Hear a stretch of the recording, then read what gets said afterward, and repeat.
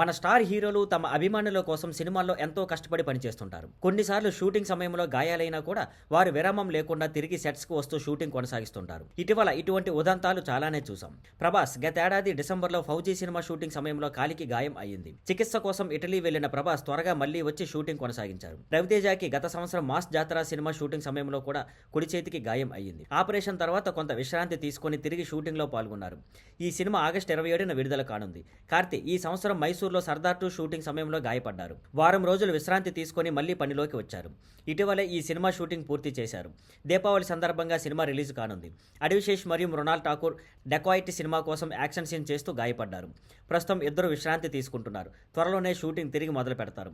రాశి ఖన్నా ఈ మేలో ఫౌజీ 2 సినిమా షూటింగ్ సమయంలో యాక్షన్ సీన్లో గాయపడ్డారు. ఆమె స్వయంగా ఈ విషయాన్ని సోషల్ మీడియా ద్వారా షేర్ చేశారు. ప్రస్తుతం ఆమె పూర్తిగా కోలుకొని తిరిగి షూటింగ్లో పాల్గొంటున్నారు.